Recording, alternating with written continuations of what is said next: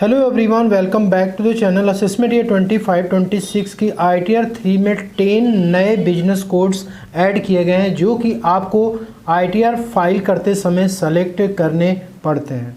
तो दोस्तों, इन कोड्स में जो सबसे इम्पॉर्टेंट कोड्स है वो है शेयर मार्केट से रिलेटेड ट्रांजेक्शन्स का, जो कि असेसमेंट ईयर 25-26 में दोस्तों टोटली डिवाइड कर दिया गया है।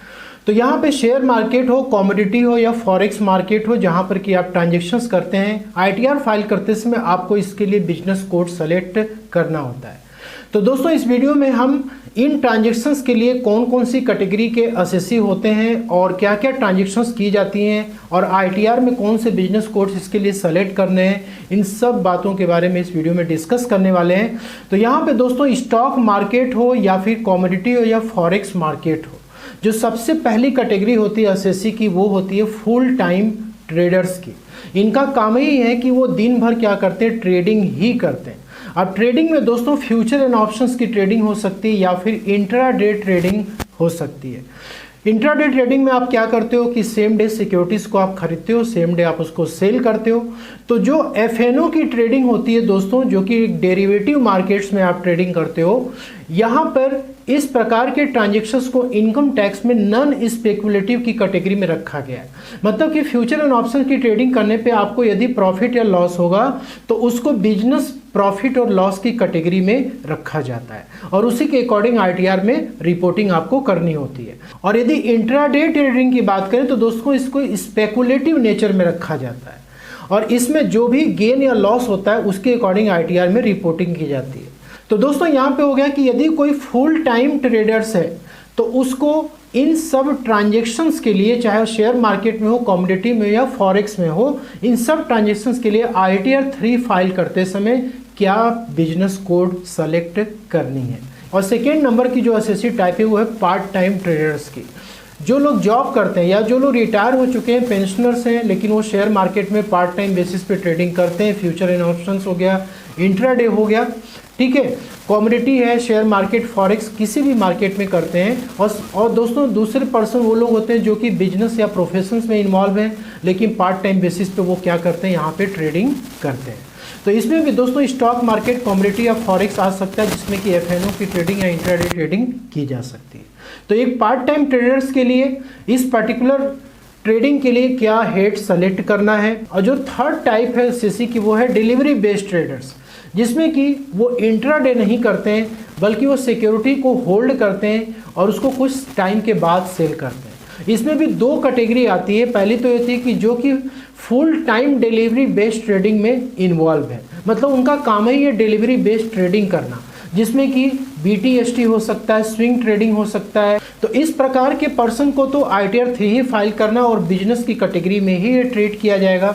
लेकिन दूसरी कैटेगरी वो होती है जो कि जॉब या बिजनेस या प्रोफेशंस में रहते हुए, और दोस्तों ये पार्ट टाइम में क्या करते हैं, स्टॉक मार्केट में सिक्योरिटीज़ को बाई करते हैं, उसको होल्ड करते हैं और कुछ टाइम के बाद वो सेलिंग करते हैं, ठीक है, जिसको कि शॉर्ट टर्म या लॉन्ग टर्म इन्वेस्टमेंट भी कहा जाता है। तो यदि इस प्रकार का यदि आपका कोई भी इन्वेस्टमेंट है और आपको इसमें गेन या लॉस हो रहा है, तो ऐसे केस में आपको ITR 3 में नहीं बल्कि ITR 2 में दोस्तों इसकी रिपोर्टिंग करनी है। क्योंकि शॉर्ट टर्म या लॉन्ग टर्म इन्वेस्टमेंट के केस में आपको कैपिटल गेन होता है, चाहे वो शॉर्ट टर्म हो या फिर लॉन्ग टर्म कैपिटल गेन हो, उसके अकॉर्डिंग ITR में आपको रिपोर्टिंग करनी होती है। बाकी जितने भी ट्रेडर्स हैं, चाहे वो फुल टाइम हो, पार्ट टाइम हो या डिलीवरी बेस्ड ट्रेडर्स हैं, उन्हें ITR 3 में ही इसकी रिपोर्टिंग करनी पड़ती है। अब दोस्तों, यहाँ पे हम बात करेंगे कि जो 10 इम्पॉर्टेंट कोड्स ITR 3 में नए ऐड किए गए हैं वो क्या क्या हैं। तो देखिए, सबसे पहला जो यहाँ पे कोड है वो है कमीशन एजेंट का। तो यदि कोई कच्चा आढ़तिया जो एग्रीकल्चरल प्रोडक्ट को क्या करता है, सेल करवाने में मदद कराता है, फैसिलिटेट करता है उस ट्रांजेक्शन्स को, जिसको कि कमीशन एजेंट भी कहते हैं, यदि इस पर्सन का कोई भी इनकम है तो 9029 में रिपोर्टिंग करेगा।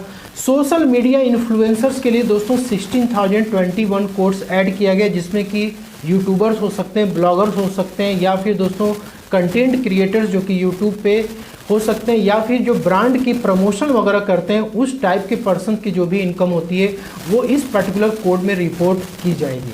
अब देखिए, यहाँ पे शेयर मार्केट के लिए, कमोडिटी और फॉरेक्स के लिए यहाँ पे 3 कोड असेसमेंट ईयर 25-26 में ITR 3 में ऐड किए गए हैं। यहाँ पे दोस्तों 21009 जो कोड है वो स्पेकुलेटिव ट्रेडिंग के लिए। स्पेकुलेटिव ट्रेडिंग का मतलब मैंने क्या बताया आपको, इंट्राडे ट्रेडिंग। आप जो है शेयर्स में हो गया, कमोडिटी में हो गया, या फॉरेक्स में हो गया, फ्यूचर एंड ऑप्शंस में हो गया, इंट्राडे बेसिस पे यदि आप कोई भी काम कर रहे हैं तो उसको आप इस कोड में रिपोर्टिंग करेंगे। और दोस्तों फ्यूचर एंड ऑप्शंस की ट्रेडिंग के लिए भी देखिए यहाँ पे स्पेशल कोड ऐड किया गया है 21010, मतलब कि स्पेसिफिकली यदि इस टाइप की ट्रेडिंग हो रही है तो वो इस कोड को सेलेक्ट करके रिपोर्ट की जाएगी। इसके बाद buying and selling of shares, तो इसमें मैंने आपको दो कैटेगरी बताई। यदि आप इन्वेस्टमेंट कर रहे हैं, ठीक है, यदि आप एक सैलरी या पेंशनर्स हैं और आप इन्वेस्टमेंट करते हैं पार्ट टाइम बेसिस पे शॉर्ट टर्म या लॉन्ग टर्म के लिए, तो आपको ITR 3 में रिपोर्ट ही नहीं करना, आपको ITR 2 में रिपोर्टिंग करनी है, कैपिटल गेन वाले शेड्यूल में। वहाँ पे ये कोड आपको सेलेक्ट करने की जरूरत ही नहीं है। लेकिन जो लोग डिलीवरी बेस्ड ट्रेडिंग करते हैं उनको दोस्तों 21011 कोड सेलेक्ट करके उसकी रिपोर्टिंग करनी है। तो देखिए पहले क्या करते थे लोग कि पहले 13018 कोड को बिजनेस हेड में सेलेक्ट करते थे, जो कि अदर फाइनेंशियल इंटरमीडिएट सर्विसेज की कैटेगरी में आता था, और उसी में speculative trading, FNO trading, buying and selling सब कुछ इसी कोड में लोग रिपोर्ट करते थे। लेकिन अब आपको ये कोड सेलेक्ट नहीं करना है। अब दोस्तों आपको इसमें से सेलेक्ट करके तभी अपनी रिपोर्टिंग करनी है। जो लोग दोस्तों इंटरनेट के थ्रू अपनी सेलिंग कर रहे हैं, उससे जो भी उनकी इनकम हो रही है, ट्रांजेक्शन्स जो कर रहे हैं, उसकी रिपोर्टिंग इस कोड में करेंगे। टेली कम्युनिकेशन जो कि आपके लिए रिलेवेंट नहीं हो सकता, ये भी कोड ऐड किया गया है। अदर कंस्ट्रक्शन एक्टिविटीज़ जिसका कि 6006 है। और दोस्तों recycling of metal waste and scrap जिसके लिए कि 4098 ऐड किया गया है कोड। और इसके अलावा यहाँ पर कुछ कोड और हैं कि manufacturing and distribution of gas, इसके लिए भी 5002 कोड ऐड किए गए। तो पहला है कि यदि आप इंट्राडे ट्रेडिंग करते हैं जो कि स्पेकुलेटिव कैटेगरी में आता है, इसके लिए आपको ये कोड सेलेक्ट करना है। और दोस्तों इसके लिए आपको ITR 3 फॉर्म ही सेलेक्ट करना है। FNO की ट्रेडिंग यदि आप कर रहे हैं नॉन स्पेकुलेटिव, जिसके लिए कि आपको ये कोड सेलेक्ट करना है, और इसके लिए ITR 3 में आप रिपोर्टिंग कर सकते हैं। डिलीवरी बेस्ड के लिए मैंने आपको बताया था कि यहाँ पे जो लोग फ्रीक्वेंट ट्रेडिंग करते हैं, इक्विटी को बार बार खरीदते हैं, बार बार बेचते रहते हैं दोस्तों, 1-2 दिन के बाद या 1 हफ्ते बाद, 15 दिन बाद, उनको ITR 3 में रिपोर्टिंग करनी है। लेकिन दोस्तों जो लोग यहाँ पे इन्वेस्टमेंट कर रहे हैं उनको ITR 2 में रिपोर्टिंग करनी है। तो देखिए यहाँ पे हमने एक्सेल यूटिलिटी को ओपन किया हुआ है, और एक्सेल यूटिलिटी में दोस्तों यहाँ पे देखिए मेंशन है कि यहाँ पे आपको ऐसे कोड मिलेंगे जो कि आपको ITR 4 में सेक्शन 44AD, 44AD और 44AE में नहीं है। तो यहाँ पे यदि आप इनकम की रिपोर्टिंग कर रहे हैं तो आपको जो कोड ITR 4 में अवेलेबल है उसके अलावा यहाँ पे दोस्तों कुछ कोड्स ऐड किए गए। तो दोस्तों यहाँ पे देखिए 21009 जो है स्पेकुलेटिव ट्रेडिंग के लिए, इसके बाद 21010 फ्यूचर एंड ऑप्शन की ट्रेडिंग के लिए, और 21011, और यहाँ पे देखिए ट्रेड नेम ऑफ प्रोप्राइटरशिप। तो बेसिकली यदि आप एक सैलरी पर्सन हैं या फिर पेंशनर्स हैं और आप शेयर मार्केट में इस तरीके का वर्क कर रहे हैं तो यहाँ पे सिंपल आप अपना नाम इंटर कर सकते हैं। लेकिन यदि आप फुल टाइम ट्रेडर्स हैं, आपने अपनी बिजनेस जो है रजिस्टर करवा रखी है, प्रोप्राइटरशिप आपकी फर्म है, पार्टनरशिप फर्म है, जो भी होगी, तो आपको यहाँ पे वो पार्टनरशिप फर्म का नाम इंटर करना है, ठीक है। और इसके बाद यहाँ पे आपको डिस्क्रिप्शन देना है, ठीक है। यदि सैलरी क्लास के पर्सन पेंशनर्स हैं, यहाँ पे FNO ट्रेडिंग या फिर स्पेकुलेटिव ट्रेडिंग जो भी आपको यहाँ पे डालना होगा आप यहाँ पे इंटर कर सकते हो। जो भी आपकी ट्रांजेक्शन्स होगी, कमोडिटी मार्केट की होगी या फिर फॉरेक्स की हो सकती है, तो आपको यहाँ डिस्क्रिप्शन में मेंशन करना है।